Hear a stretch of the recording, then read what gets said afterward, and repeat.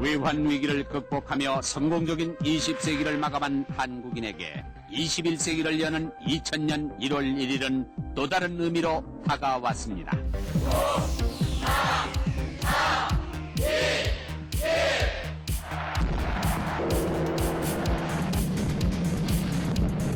당시에는 그 새천년, 그래서 막 붐이 있었어요. 새로운 천년 우리는 뭘 해볼까?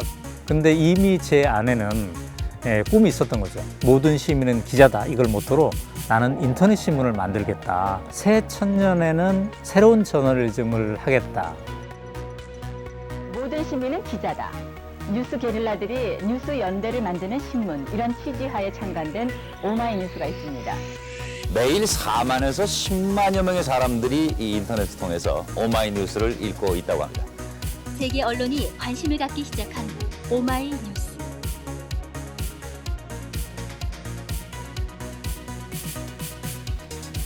일단 신문을 인터넷으로 발행한다는 것 자체가 대단한 센세이션이었어요.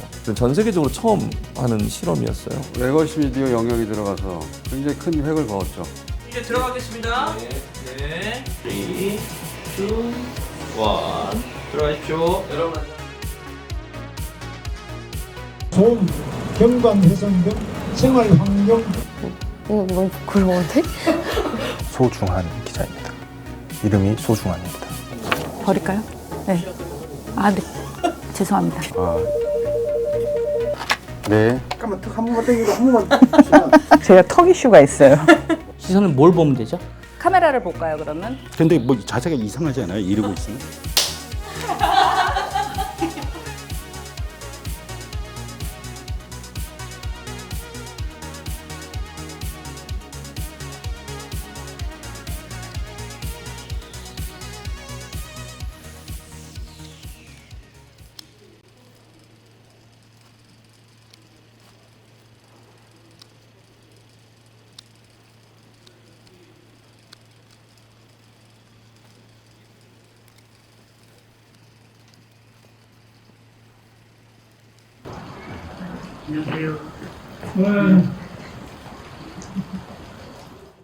우리는 한 15년 전에 이제 이 공간으로 이사를 왔으니까 제 방입니다. 옛날에 드레스룸인데 가장 안쪽에 있는 방, 침침한 방입니다. 그리고 이제 제가 가끔 방송 출연을 하기 때문에 긴급하게 막 출연해야 될 때가 있기 때문에 일단 옷은 이렇게 항상 놔두고 이어벌로 놔두고 이렇게 있습니다. 2층으로 가보면 자, 이제 2층이 그야말로 우리 살림살이 책임지는 그런 공간이거든요. 이게 옛날 주택인데 각 방들에서 우리가 이제 근무를 하고 있어요. 이쪽 방이 우리 총무팀, 경영기획실 총무팀입니다. 여기서 돈을 관리하고 있는. 오늘 돈 많이 들어왔어요?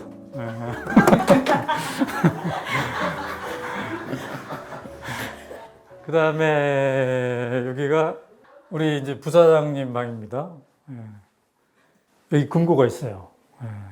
왜 대표실에 안 있고 부사장님이시래요? 더 방이 좋으신 것 같아요, 여기가. 저는 이제 이상과 가치를 꿈꾸고 우리 부사장은 현실 속에서 직원들의 월급을 챙기고 그런 역할을 해오고 있어요.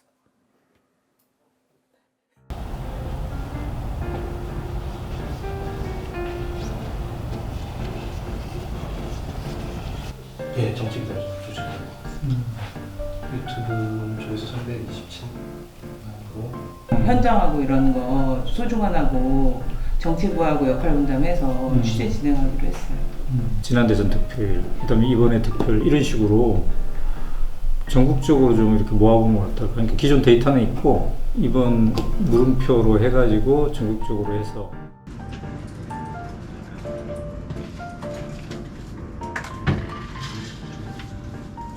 저는 사회부에서 팩트체크를 맡고 있는 김시연이라고 합니다. 지금 대선이 한창인데요. 그런 대선 후보들의 어떤 발언 중에 어떤 거짓말이 있는지 이런 걸 검증하는 그런 역할을 합니다. 기사를 배치를 하는 거예요. PC면 배치하고 모바일면 배치하고 네이버랑 다음에 이제 제대로 또 노출되는지 확인하고요. 오마이뉴스 뉴스본부에서 데이터 저널리즘 맡고 있는 이종호입니다. 독자들이 실시간으로 투표 상황을 볼 수 있는 지도를 미리 제작하고 있습니다. 아마 6월 3일 날 밤에는 이것과는 다른 모양의 색깔의 지도를 보시게 될 수 있을 겁니다.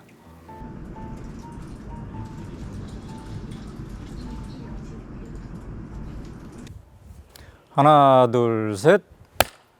알고 있지만 대표님 간단하게 소개 부탁드립니다. 네, 오연호입니다. 오마이뉴스 대표 기자입니다. 회사의 대표인데 대표 기자라는 호칭을 굳이 처음부터 해온 이유는 나도 회사를 경영하지만 계속 기자이고 싶다 이런 생각도 있습니다. 저는 기자의 시작을 월간 말지에서 시작했습니다. 월간 말지 잘 모르는 분들이 많을 텐데 당시에는 제야 잡지라고 그랬어요.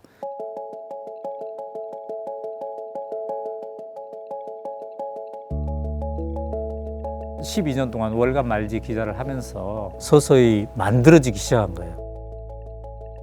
모든 시민은 기자다.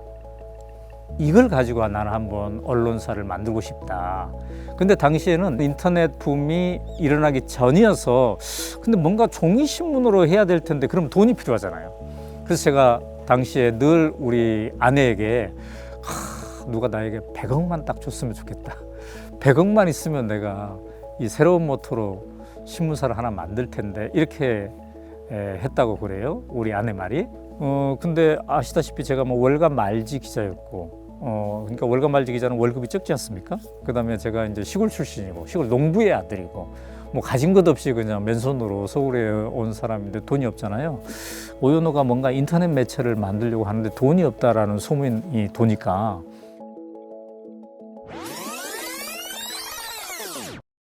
제15대 김대중 대통령의 국민의 정부가 2월 25일 출범했습니다. 김대중 대통령이 인터넷 시대, 벤처 시대 해서 막 지원도 하고 막 그랬잖아요. 이미 몇몇 제가 아는 그 같은 나이의 동기들은 벤처 회사를 만들고 있었어요.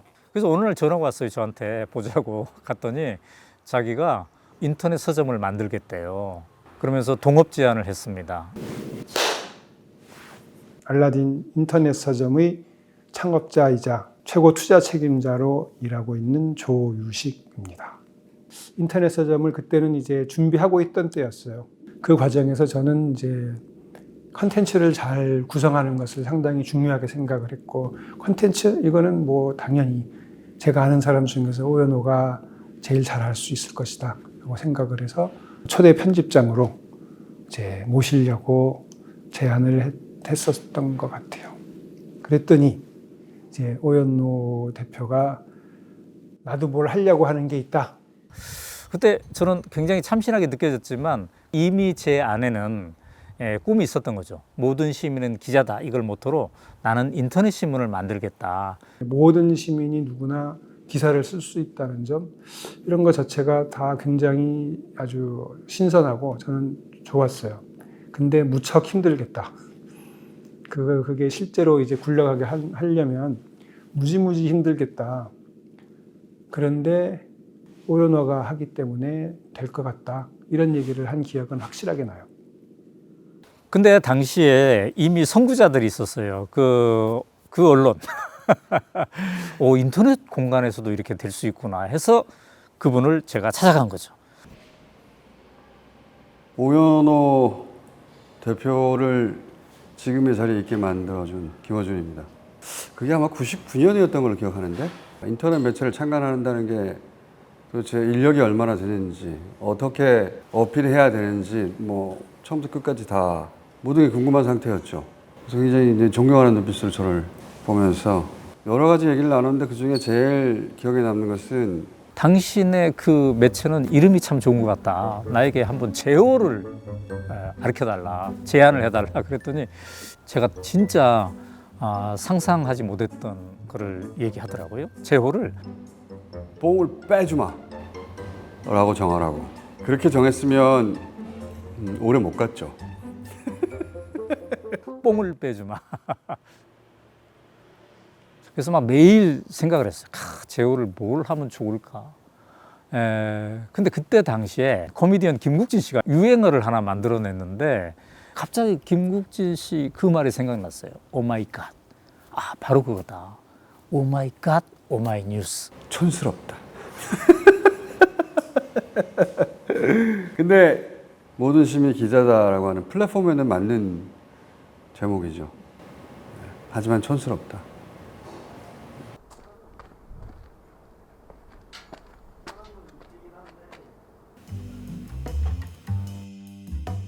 (727명의) 대발, 뉴스 게릴라들의 대반란. 뉴스 생산 소비의 혁명 일어나다. 오마이뉴스 2월 22일 오후 2시 22분 일간지로 창간. 그러니까 우리는 이 창간사를 쓰면서 이 자체가 뉴스 생산 소비의 혁명이라고 그때 당시에 생각을 이렇게 했던 거죠. 이거를 냈더니 수많은 사람들이 이제 반응을 막 보이잖아요. 근데 제가 이제 지금도 기억나는 것 중에 하나는 한겨레 신문 딱 한마디 썼는데 진짜가 나타났다.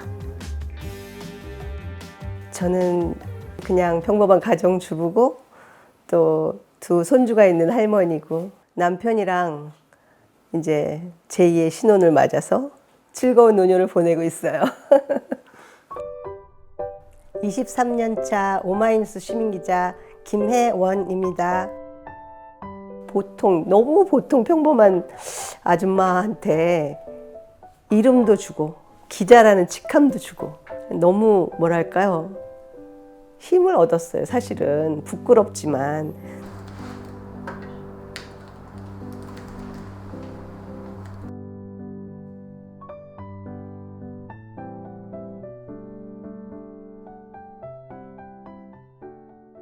겨울인데 난방도 안 되는 집에서 병든 할머니가 아기 둘을 돌보시고 신근선 씨는 본인도 이제 뇌출혈, 뇌졸중 이런 걸로 몸이 좋지 않았어요. 필리핀 그 여성과 결혼을 했는데 그 여성이 유방암에 걸렸는데 이분이 가정 형편이 좋지 않으니까 수술을 엄두를 내지 못하는 거예요. 그래서 아마 고향으로 보냈나 봐요. 너무 안타깝다. 그래서 그냥 이 아이들을 먹을 거라도 해결해 준다든지 뭐 겨울날 난방비라도 좀 해결이 된다든지 뭐 거기까지만 생각했던 것 같아요. 아, 네티즌들의 사랑, 관심 그런 게 이렇게까지 힘이 있을 줄이야 그랬는데 거기에서 멈춘 게 아니에요. 그렇게 됐더니 오마이뉴스에서 저를 보고 필리핀에 가서 아멜리아를 만나고 오라는 거예요. 취재를 가라는 거예요. 그리고 가는 중에 이제 서울에 있는 병원에서 아멜리아 유방암 수술 해주겠다고 데려고만 오면 해주겠다. 데리고만 와라. 돌아와서 아멜리아는 수술 받고 잘 살고 있다는 얘기를 들었어요. 올해를 움직이는 백인 뭐 이런 것 중에 하나이거든요. 이게 그때 당시만 해도 비가 백인 중에 하나였다고 했어요. 그래서 내가 비와 같은 반열이라고 막 이렇게 생각했던 것 같아요.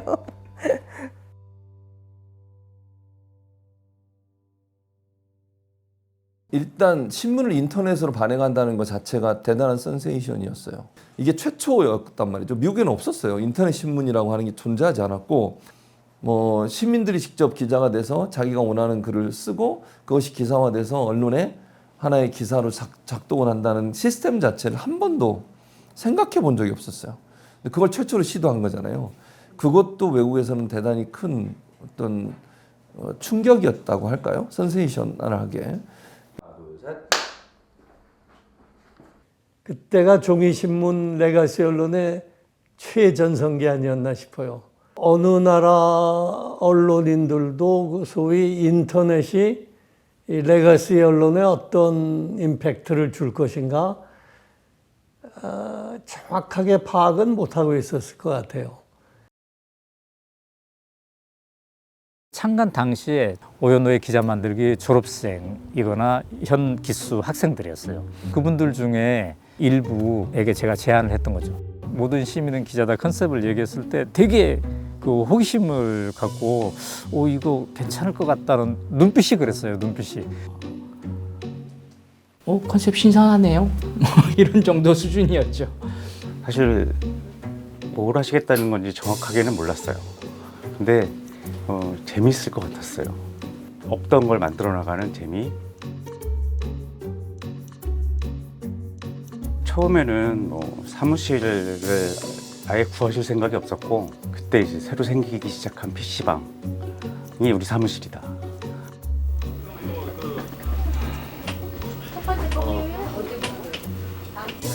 저는 25년 차 기자 이한기입니다. 매체 이름이 독특하잖아요. 오마이뉴스. 이게 뭐지 해서 전화를 걸면 처음부터 알아듣지 못하는 분들이 여러 분 있어요. 그럼 꼭 물어요. 어마이뉴스? 오마니뉴스?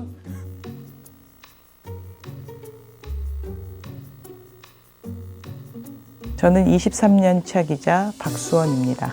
월급은 100만 원이고 취재비는 15만 원이었던 것 같아요. 15만 원인가 20만 원인가 생각은 안 나는데, 그렇다 보면 이렇게 해서 나중에 잘 되면 뭐 월급도 올려주고, 오연호 대표 기자 밑에서 일하면 좀 배울 게 많을 수 있겠다, 뭐 그런 기대가 있었던 것 같아요. 저는 29년 차 기자 김미선입니다. 저는 간단하게 하면 오마이뉴스 여자 1호. 최초로 입사한 여기자인 걸로 알고 있고, 오 대표가 제 기억엔 그랬어요. 그러니까 6개월은 월급을 줄 수 있을 건데 6개월 이후는 내가 장담을 못 하겠다. 뭐 그래도 함께 하겠냐, 뭐 이런 류의 말씀이었던 것 같은데, 그러니까 이제 막 돈 이런 거를 많이 주지 않더라도 제대로 된 기사를 쓰는 그런 거를 좀 되게 갈구했었던 시기예요. 젊었고 하니까. 그 댓글도 오마이뉴스가 최초였고, 좋은 기사 원고로도 오마이뉴스가 최초였고, 사실 최초였던 걸 되게 많이 가지고 있는 그런 매체거든요. 그리고 그 자부심이 사실 우리 구성원들한테는 대단했었죠. 초창기엔 특히. 기사의 댓글을 게시판용으로 쓰게 만든 거예요. 이게 제가 생각할 때는 세계 최초입니다. 그 다음에 원고료도 시민이 참여하면 좋겠다. 이것 또한 세계 최초입니다. 한마디로 말해서 모든 과정에서 시민이 참여해야 된다. 그때만 해도 인터넷 언론도 많지 않을 때였을 거예요. 거기에 이제 일종의 개척자 역할로서 오마이뉴스가 나왔으니까, 그거는 뭐 레가시 미디어에서도 상당히 주목을 할 수밖에 없었고, 이것이 어떻게 펼쳐질까에 대한 어떤 호기심? 또 좀 배우고 싶은 거? 이런 게 있었던 것 같아요. 대견하다. 기뻤어요, 진짜로. 왜냐하면 그 당시 인터넷에 베이스한 매체가 거의 없는 시절이었고, 그런 시도가 없는 건 아니었지만 자리 잡은 경우가 거의 없었어요. 딴지일보 이후로 최초로 자리 잡은 인터넷 매체? 오마이뉴스가 이렇게 25년까지. 25년이나 살아남을 줄은 몰랐어요. 근데 인터넷 시대가 되다 보니까 이게 일간지가 아니라 초간지더라고요. 초간지. 매 초마다 기사가 올라오고 댓글이 달리고 뭔가 우리가 거기 대응을 해야 되고, 그래서 퇴근을 못 하겠더라고요. 그래서 퇴근 시간이 10시, 11시, 12시, 새벽 1시, 2시 계속 늦어지는 거예요. 이게 스트레이트성이고 시성이 있어. 이거 빨리 터줘야 되겠어. 그러면 우리 직원한테 전화 걸어가지고 첫 마디가 안 자고 뭐해요? 안 자고 뭐 하긴 본인이 전화해서 깼는데 아침에 체크해도 될 뉴스인 거예요. 그리고 뭐 12시에 나온 뉴스를 제가 어떻게 자면서 체크합니까? 근데 나만 한 게 아니에요. 우리 기자들이 막 가끔 전화 와. 새벽 3시, 4시가 됐을 때 이거를 미루지 말고 빨리 내보내야 되는 거 아닌가, 지금 당장이라도. 그래서 예, 오 선배 집에 막 새벽에 전화하고 막 그런 적도 있어요. 그래서 사모님이 좀 나중에 한소리 했었어요. 아, 미선이는 왜 맨날 밤에 전화를 하는 거야? 막 뭐 그런 얘기를 하셨다고 들었는데, 지금 생각해보면 그렇게까지 막 그 오밤중에 이렇게 할 필요는 없었는데, 그때는 신나서 좀 그렇게 많이들 했어요. 막 기자가 됐을 때 현장에 나가면은 누구나 다 어려움을 많이 겪는데, 특히 또 비주류 매체의 기자들은 더 큰 어려움을 겪죠. 근데 게다가 그냥 비주류도 아니고 인터넷 매체라고 하는 생소한 분야에 전혀 이름이 알려져 있지 않은 낯선 매체의 기자로서 현장에 나간다고 하는 것은 매일매일 새로운 스펙타클한 일이 벌어지는 일들의 연속이겠죠. 당시에는 오마이뉴스 기자에서 나왔다고 하면 알아듣는 사람은 아무도 없었으니까요. 막 취재하고 나서 신문 나오면 보내달라 그러면 보내줄 게 없죠.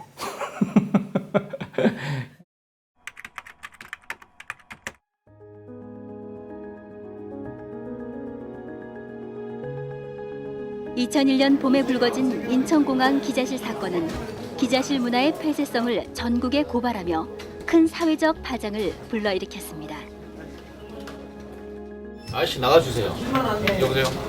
여기 안 봤어요? 이게 뭐요? 이 글씨 안 보여요? 출입 기자였죠. 지방에 사람들 알고 싶어 와서 지방 일간지나 지방 지역 기자들 와서 취재를 해야 되는 거 아닙니까? 와서? 그럼 그 사람들은 취재하지 말고 여기 기자들은 취재하는 법은 없지 않습니까? 근데 우리 기자가 인천공항에 취재를 갔는데 차별을 당한 거예요. 야, 이거는 정말 가만히 있어서는 안 된다.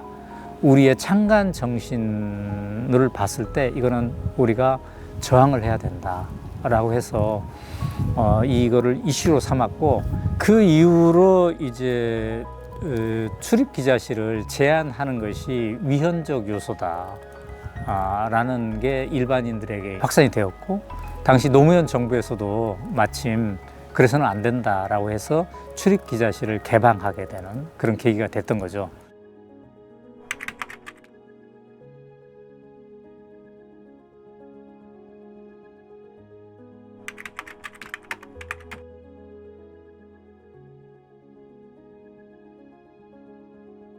오마이뉴스 존재를 가장 크게 알렸던 거는 아무래도 뭐 김영삼 대통령 그 고대 앞 농성, 총 24신을 했던 걸로 기억하는데, 그래서 취재기자는 전화로 부르고요. 저는 조그만 디카 같은 걸로 해서 찍은 사진 보내고, 필름으로 찍었던 사진은 중간에 다시 이제 사무실로 와서 현상에서 스캔 받아서 올리고. 그리고 이제 그 기사 보고 사람들이 그게 이제 약간 현장 중계 씬을 쌓는 형식이었는데, 굉장히 시도라든가 이런 것들이 신선하고 현장 중계가 굉장히 재밌었다. 사람들이 너무 통쾌하고 재밌어 했던 그런 기억이 있어요.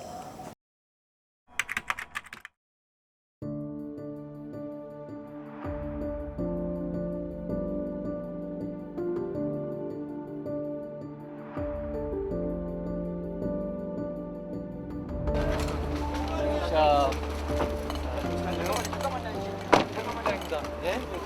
수고하셨습니다. 들어가시죠. 2002년 그 민주당 경선이 들어갈 즈음 저희가 오마이뉴스에서 후보들을 릴레이 인터뷰를 기획을 했고, 첫 번째 주자가 노무현 후보였는데, 선관위 직원 한 50여 명이 출동해서 노무현 후보의 출입을 막았어요. 위원장님께서 좀 선거법을 준수해 주시고 많이 도와주시기를 당부드립니다. 그러니까 인터넷 매체가 대선 후보나 대선 예비 후보의 토론회를 주최할 수 없다라는 게 이제 그 사유였고요. 선거 관리하는 건 좋은데 왜 사람을 모욕을 줘요? 했다는 게 아니잖아요. 그럼 이게 모욕 아닙니까? 모욕은 아니죠. 왜 모욕? 누가 모욕이 아니야, 뭐가? 기분 나쁜데. 누가 결정했어요? 이게 모욕이에요. 출입조차 못하게 막는 건 월권 아니냐, 길을 열어라. 그 실강의가 한 10분 넘게 벌어졌고, 그리고 일부 선관위 직원이 사무실까지 따라왔고. 오늘 저 열린 인터뷰 진행을 맡기로 한 유시민입니다. 혹시 저희가 오마이뉴스 인터뷰팀이 노무현 고문의 개인 사무실로 가서 인터뷰를 하는 경우에도 선관위에서 제지하시겠습니까? 그러니까 지금 오마이뉴스가 소통 대담 토론회를 할 수 있는 주체는 아니다, 그 말씀입니다. 인터뷰는 진행이 못 됐고, 오 대표가 이제 저한테 얘기를 하죠. 지금 후보가 차 타고 광화문에서 여의도까지 가니까 이한기 씨가 옆자리 동행해서 인터뷰를 진행해. 그 선관위에서 내세우는 가장 큰 논리는 이제 오마이뉴스가 현행 법상 언론이 아니다. 그러니까 그 발상부터 틀린 거거든요. 현행법상 금지되지 않은 것은 다 언론으로 인정해 줘야 되는 것이죠. 그렇죠. 예. 인터넷 시대라는 게 그런 시대입니다. 수 없는 매체들이 각종 다양한 정보들을 수집하고 가공해 가지고 유통시키고 그다음에 이제 그 네티즌들은 보고 싶은 거 선택해서 봅니다. 얼마나 좋습니까? 이 새로운 매체의 특성을 이해하지 못하는 거죠. 지금 광주는 민주당 대선 후보 경선 열기로 뜨겁습니다. 대부분의 네티즌들은 노무현, 이인재, 한나갑 세 후보가 박빙의 승부를 펼칠 거라고 예측하고 있습니다. 저는 오늘 6시간 동안 여러분과 함께할 오마이뉴스 정치팀 기자 이병환입니다. 안녕하십니까. 오마이뉴스 대표 기자 오연호입니다. 오마이뉴스는 이제 인터넷 신문이자 인터넷 방송입니다. 앞으로도 왜 TV들은 공중파들은 시간의 제약이 있잖아요. 그래서 딱 그 최종 경선 발표 시간 그때만 딱 1, 2분 해주거든요. 우리는 그렇게 하지 말자. 우리가 시민들이 스스로 판단하게 하기 위해서는 전 과정을 그냥 다 보여주자. 생방송으로. 우리 국민의 정부를 성공한 정부, 김대중 대통령 성공한 대통령으로 반드시 만들어내야 됩니다. 이겨야 됩니다. 이기는 후보를 뽑아야 합니다. 감사합니다. 이번 노무현 후보의 연설이 지금 막 끝났습니다. 노 후보의 연설은 지역 감정 극복에 초점을 맞춘 거로 보입니다. 그러니까 자신은 영남인이지만 호남인과 함께 해온 영남인이다. 이 점을 좀 부각을. 근데 그 효과가요 엄청났어요. 그러니까 조중동이 노무현 후보의 일부 발언만, 특히 문제되는 일부 발언만을 가지고 딱 집어가지고 기사화를 하잖아요. 근데 시민들은 다 봤잖아요. 그게 어떤 맥락에서 나온지를 다 알잖아요. 네, 상세가 내리지 않은 것 같습니다. 그만큼 지금 이 분석.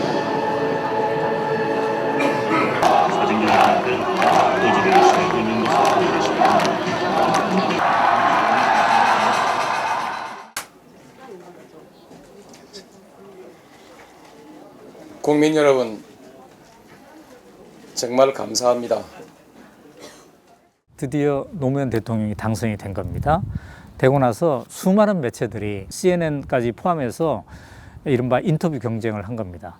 그때 우리도 이제 합세를 해가지고 오마이뉴스가 가장 빨리 인터뷰를 했으면 좋겠다라고 제안을 했던 거죠. 근데 사실 그 제안을 하면서도 과연 해줄까 믿기지 않았던 거죠. 근데 연락이 왔어요. 오마이뉴스랑 하겠다고. 오랜만입니다. 반갑습니다. 오늘 바쁘기도 하고 축사를 보내주셔서 감사합니다.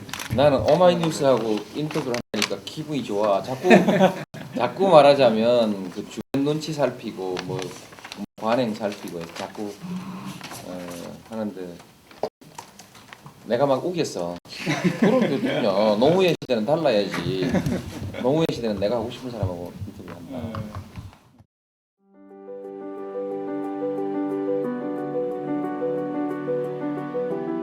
뉴욕타임즈는 굉장히 심층 취재를 했어요. 그래가지고 그 제목이 인터넷이 대선 판도를 바꿨다, 이런 취지의 제목으로 했던 걸로 기억이 납니다. 그때 이제 대선 때 상당히 돌풍을 일으키지 않았습니까? 영향력을 발휘하고. 그러다 보니까 이제 세계신문협회 총회에서 한번 초대를 해서 들어보자 하는 그런 것이 아니었나 기억이 됩니다.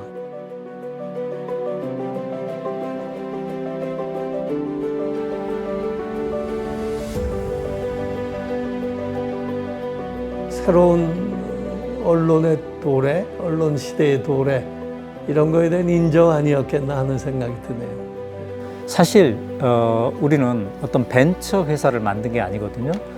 당시에 인터넷 붐은 곧 벤처 회사를 만들고 돈을 벌어보겠다, 이런 흐름이 굉장히 셌잖아요. 근데 우리는 그런 게 아니라 언론의 판을 한번 바꿔봐야 되겠다. 저널리즘의 새로운 지형을 만들어 봐야 되겠다. 그런 것들의 가능성이 있구나. 오, 이게 되는구나. 이걸 확인했기 때문에 저는 굉장히 기뻤죠. 특히 참여한 시민들에게 정말 너무너무 감사했죠. 저는 오마이뉴스 기획편집부에서 일하고 있는 최유진입니다.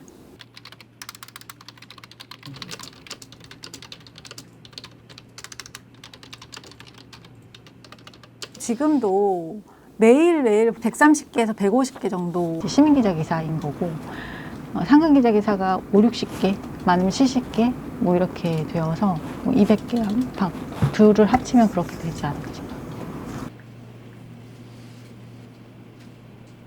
지금은 시민기자 기사를 보고 있고 첫 검토를 하고 있던 중이라 이제 처음에 들어온 기사는 생나무, 그 다음에 이제 저희가 채택을 하면 인걸기사, 그 다음에 이제 저희 메인면을 보셨는지 모르겠는데 이렇게 메인면이 있을 때 맨 위에 있는 것이 오름, 그리고 여기 중간과 이 중간 텀이 있는 것들이 이제 으뜸 기사예요. 그리고 이제 버금 기사인데 저는 이제 수적인 의미도 저희 매체에서 차지하는 의미는 굉장히 크지만 그 내용적인 측면에서도 그 직업 기자들이 쓸 수 없는 기사들을 굉장히 많이 보내주세요. 우리 주변에서 생각은 해봤지만 글로는 쓰지 못했던 문제점이라든지 이런 것들을 많이 써주셔가지고 저희 지면이 굉장히 다채로워지기 때문에 저는 그런 의미에서 시민기자 기사가 굉장히 의미 있다라고 생각을 해요. 예, 저는 강인규라고 하고요. 지금 미국에서 그 언론학을 가르치고 있습니다. 그리고 오마이뉴스에 글을 쓴 지 한 24년째 되고 있습니다. 예. 기사를 쓰고 참여하는 것뿐만 아니라 저는 이제 오마이뉴스라는 현상 자체에 대해서 또 연구하는 연구자 역할을 하고 있었기 때문에 앞으로 저널리즘이 어떻게 발전해 나갈 것인지에 대해서도 예측하고 그에 대비할 수 있는 그런 힘도 저에게 길러주었습니다. 저는 오마이뉴스의 모토가 모든 시민은 기자라고 이제 하지만 사실은 모든 시민은 특정 영역에서 전문가이기도 하거든요. 그런 면에서 보면 이봉렬 기자님의 기사는 그 부분을 잘 보여주고 있다는 생각이 들어요. 안녕하십니까. 시민기자 이봉렬입니다. 오마이뉴스의 시민기자도 한 25년, 그러니까 창간 첫 해부터 한 기사 한 800건 정도 쓴 그런 사람입니다. 그리고 싱가포르에 살고 있고요. 제가 반도체 쪽 일을 1988년부터 했으니까 한 30몇 년 됐죠. 그러다 보니까 남들에게 반도체가 뭐다라고 설명해 줄 수 있는 정도는 되고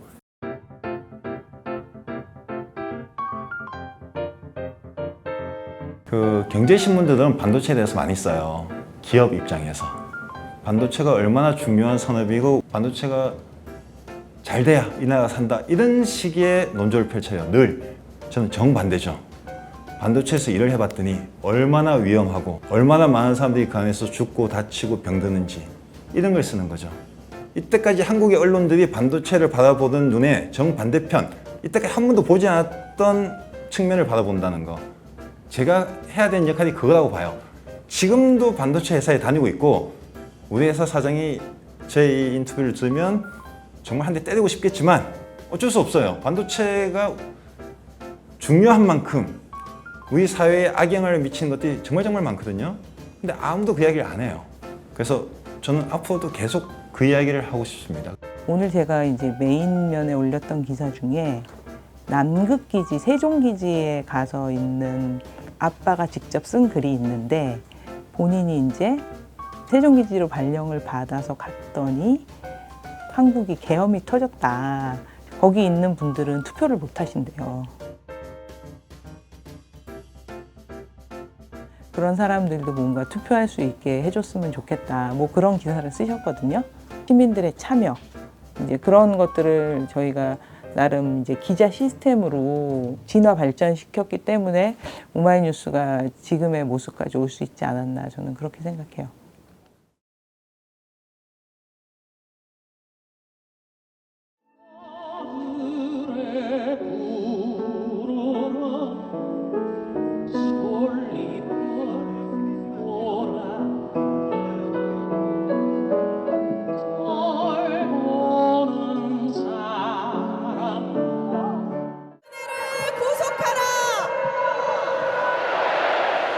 헌재는 탄핵하라! 믿고 자리를 지킨 시민들은 박근혜 대통령이 지난 1년 동안 불통으로 일관했다고 비판했습니다. 뒤에 숨어서 그러고 있는 게 너무 화나고 교과서에도 나오시듯이 대화와 타협을 통해서 앞으로 정책 방향을 설정해야 된다고 생각합니다. 비상계엄을 선포합니다. 여기에는 시간이 지나면서 더 많은 시민들이 속속 집결하고 있습니다. 자, 이쪽이 여의도 쪽이고요.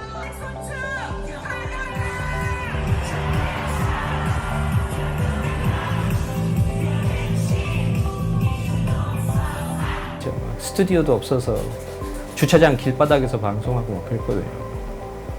여러분 안녕하십니까. 오마이 TV를 총괄하고 있는 김윤상 팀장이라고 하고요. 오마이 TV를 만들었을 때부터 지금까지 이렇게 계속 일하고 있습니다. 라이브는 20개, VOD를 한 50개 이상, 50에서 한 80개 정도 만들고 있어요. 가장 인상 깊은 거는 지난 대선 같아요. 그때 지난번 대선 때 아주 폭발적으로 들었죠. 그래서 한 600% 정도. 3, 2, 1 들어가십시오. 여러분 오마이TV에서 방송을 진행하고 있는 박정호 기자입니다. 네, 오마이TV 시청자 여러분, 박정호 기자입니다.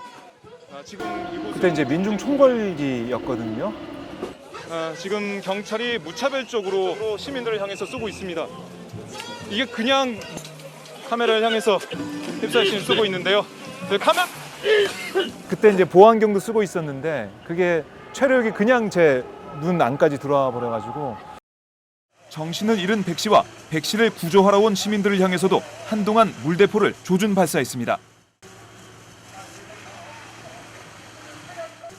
그 당시에 제대로 주목받지 못했던 그런 상황들, 그 분위기 속에서 오마이뉴스가 그 목소리를 계속 내왔기 때문에 지금 우리 시민분들도 그 길에 함께 할 수 있다.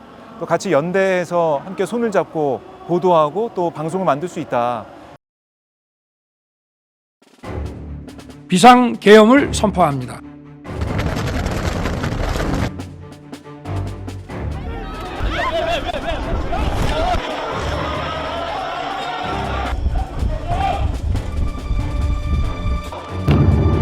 국회로 와 주십시오.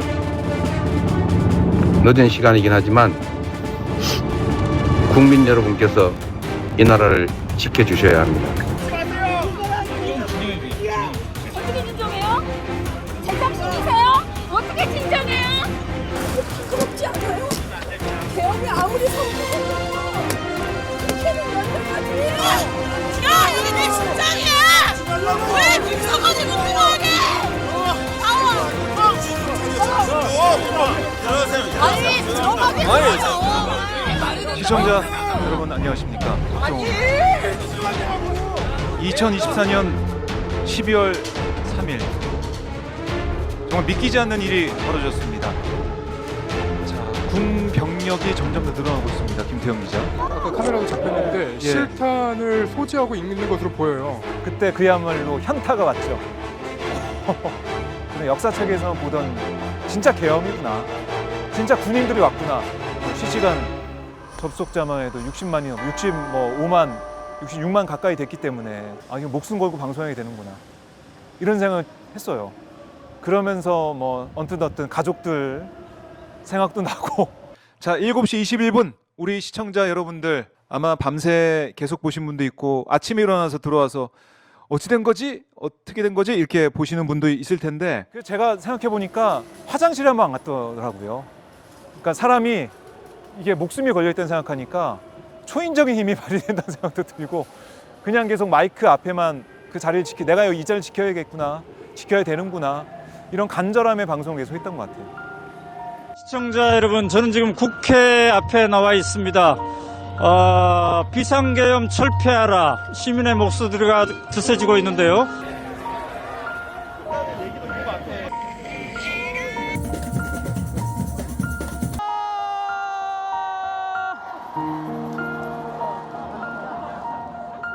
대표님이 참관하실 때 걸었던 슬로건 모든 시민은 기자가 이게 지금 됐죠? 100% 됐죠. 저는 100% 됐다고 봐요. 왜 100%냐? 유튜브를 보세요. 개인이 다 방송국 사장인 시대가 됐잖아요. 페이스북을 보세요.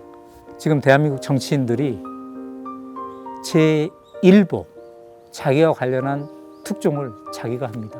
모든 시민은 기자다. 100% 구현이 됐습니다. 저는 이게 페이스북에서 구현이 되고 유튜브에서 구현이 되고 네이버 다음에서 구현이 되고 인스타에서 구현이 되고 이것을 보는 것이 너무너무 기뻐요. 예. 우리가 뿌린 씨앗이 이렇게 이제 구현이 됐구나. 대한민국에서만 구현된 게 아니라 전 세계에서 구현이 됐구나. 예. 그렇다면 앞으로 오마이뉴스의 25년을 상상했을 때는 어떤 슬로건을 만들어요? 저는 기본 슬로건은 바뀌지 않을 거라고 봐요. 이제 이것을 어떻게 다양하게 다채롭게 살찌우느냐. 첫 번째로 후보님께서 말씀하신 저는 3년차 기자 박수림입니다. 오늘은 이제 공식 선거운동 시작한 지 5일째 되는 날인데요. 대통령 김문수! 대통령 김문수! 그래서 제가 강력하게 주장을 해서 삼성 선배들이 잘 길을 닦아주셔서 내가 취재를 할 수 있구나를 느낀 날이 있었는데 작년 6월에 아리셀 참사가 터졌는데 경기도 화성에서 배터리 공장이 폭발한 사건이거든요. 근데 그때 이제 몇 날 며칠을 화성에 가서 좀 유가족분들 추모제 끝나면 같이 걸어가고 저녁밥 같이 먹고 막 이러는데 인터뷰 괜찮으시면 하자고 언젠가는 말을 해야 되고 진짜 내가 그분들하고 밥만 먹으려고 계속 간 건 아니었으니까 근데 대체 이걸 언제 말하지? 하면서 한 일주일 내내 밥만 먹고 별 인터뷰 하자는 말을 못 하던 때가 있었어요.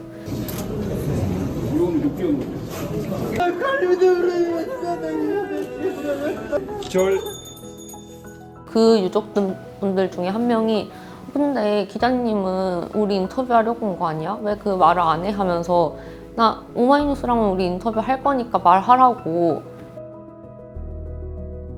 오마이뉴스는 괜찮은 언론사구나 이렇게 생각을 하셨던 것 같아요. 그래서 자랑스러우면서 동시에 고마웠던 그런 날이었습니다.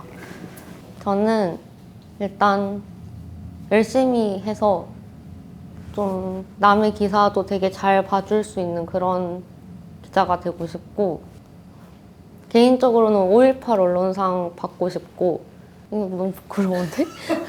그리고 한국기자상 받을게요.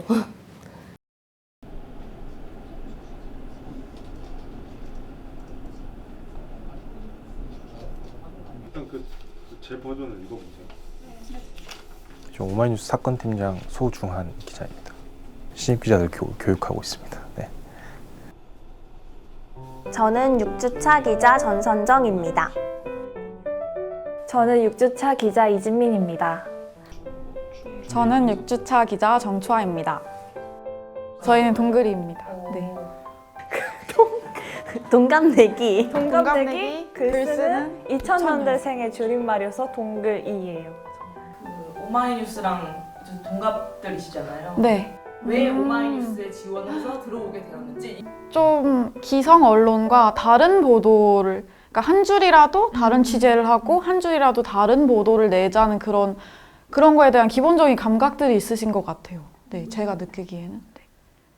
보통 기계적 중립이라고 하잖아요. 어떤 사안에 대해서 뭐 노동자는 이렇게 생각하고 사측은 이렇게 생각해 라고 쓰는 기사가 아니라 기자가 먼저 이 사안에 대해서 이렇게 바라봐야 하지 않을까에 대한 판단이 일단 선행되고 나서 기사를 쓴다는 점에서 더 맥락이 있고 더 정보가 있고 좀 더 정확한 기사를 쓰지 않나라고 생각을 했습니다. 저는 대학 다니면서 시민기자 활동을 했는데 2년 동안 했거든요. 거의 여행 가거나 아픈 날 빼고는 항상 기사를 쓰거나 뭐 기사 발제를 혼자서 해보거나 그런 적이 있었고 그렇게 시민기자 활동하면서 좀 운 좋게 상도 받고 그래서 좀 기자라는 꿈이 생겨서 들어오게 된 것 같아요. 이 두 개가 저한테는 우선순위였어요. 보도자료 내용을 우리가 쓰는 거잖아요. 그 구분을 못하면 안 돼. 이게 제일 중요한 문제예요. 네. 일종의 극강의 문장 다이어트가 이루어져야 돼요. 최고의 효율성으로. 신입 기자들 교육은 주로 원칙론을 이야기해야 되고 되게 정석을 이야기해야 되기 때문에 제가 가졌던 마음가짐, 제가 했던 뭐 시행착오 등등을 다시 떠올리게 되더라고요. 구조정을 타고 팽목항을 떠났습니다. 박 대통령을 만난 실종자 가족들은 실망한 듯 면담 소감. 2년차 때 세월호 참사가 벌어졌고 저도 막 현장에 도착했을 때는 제 눈에 보이는 것을 일단 다 수집하고 그것을 수집하기 위해 수단을 가리지 않는 모습을 저 또한 보였던 것 같아요. 어느 날 그 현장 팀장이었고 제 광주 사수였던 이주빈 선배가 이제 더는 시신 수습되는 거 쓰지 말자. 우리 기사에 고인과 미수습자와 유족들을 숫자만으로 기록하지 말자. 참사를 대하는 태도, 고인을 대하는 태도, 현장을 어떻게 취재해야 되는지에 대한 방향성들을 그때 많이 습득했던 것 같고 그때 경험했던 것들을 자양분 삼아 오마이뉴스에서 계속 일하고 있다라고 말씀드릴 수 있을 것 같습니다. 제 친구들이 다 요즘 회사를 다니고 있어서 서로 회사를 이렇게 비교하고 있거든요. 그럼 제가 근무 시간이 어쨌든 많으니까 친구들이 그러면 너는 그 회사에 네가 왜 다닌다고 생각해? 라고 하더라고요. 뭔가 그래서 제가 생각해봤어. 내가 왜 이 회사에 왜 다니지? 근데 약간 이런 표현이 적절할지 모르겠지만 개겨도 된다.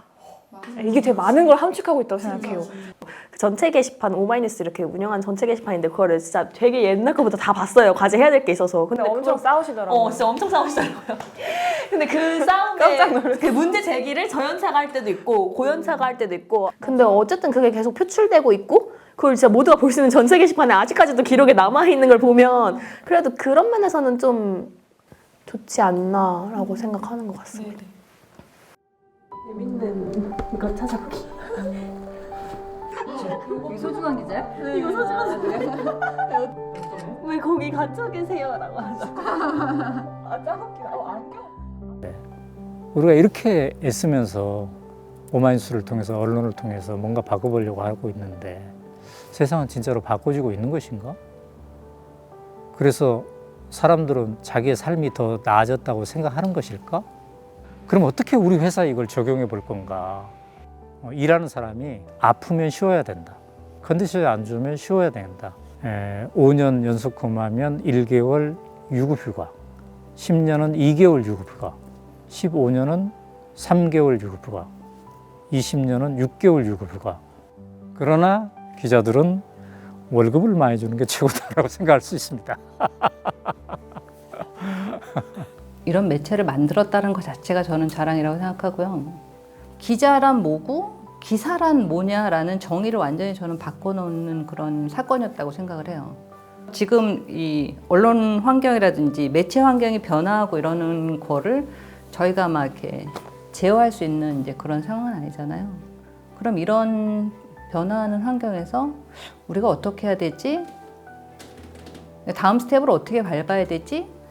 이런 고민은 좀 많이 들어요. 영상 위주로 이제 전환되는 이 미디어 환경에서 어떻게 적응을 할 것인지가 가장 큰 관건일 것 같고요. 내부에서 그거에 대해서도 치열하게 고민을 해야 30년, 40년, 50년을 갈 수 있지 않을까.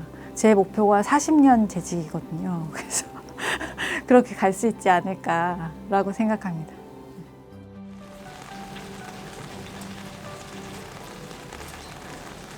오케이, 들어와요, 이쪽으로. 이런 공간이 있어요.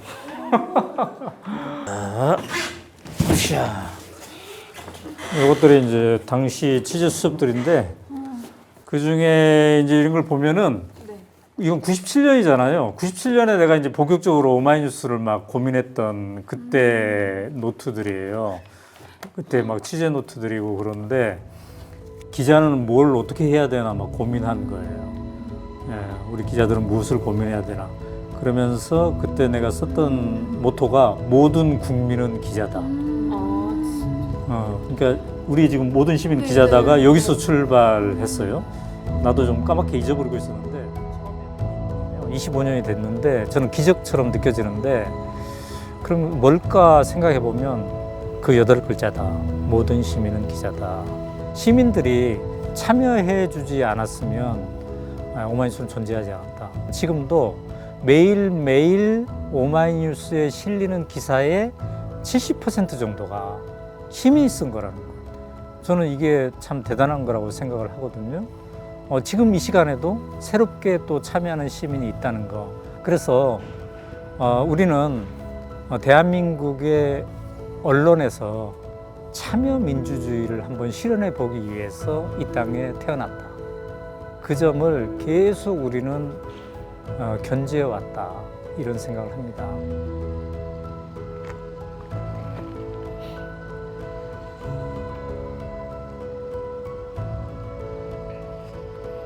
요새 서교동 마당을 계속 빙빙 돌면서 혼자 생각하는 시간이 많아요. AI 시대라고 그러잖아요. AI 시대로 대표되는 이 변화, 끊임없는 변화. 나는 이 변화를 따라갈 건가? 이 따라가는 변화는 좋은 건가? 이 질문이 있어요. 근데 이 질문은 내가 창간할 때는 없었거든요. 그러니까 어디까지의 변화가 좋은 변화인가? 이런 질문이 너무 크게 있어요. 그래서 이 마당을 계속 돌아요.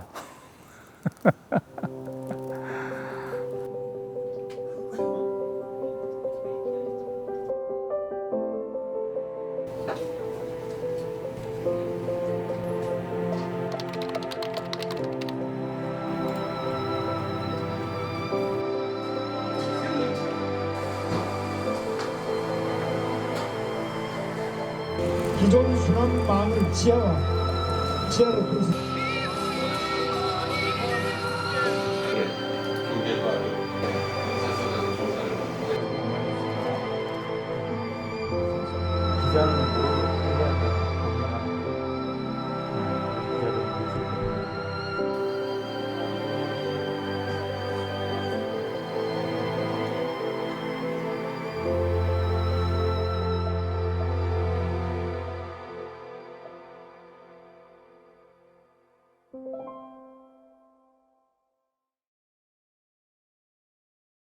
나에게 오마이뉴스는 또 다른 나다. 또 다른 나다. 이원희 대표님이랑 겹쳐요. 대표님 먼저 하셨으니까. 딴 걸로? 저에게 오마이뉴스는 집밥입니다. 매일 먹고 싶진 않지만 잠깐만요. 풀고 싶은 숙제다. 답을 아직 못 찾았어요. 오마이뉴스는 저에게 화양연화입니다. 나에게 오마이뉴스는 마이크다. 설레는 첫 직장이다. 나에게 오마이뉴스는 나만의 신문고다. 나에게 오마이뉴스란 숲이다. 제 이름 초하가 여름풀이란 뜻인데 숲에서 키높은 나무들 같은 선배들을 보면서 여름풀에서 나무로 성장하고 싶다는 생각을 하게 하는 공간이기 때문입니다.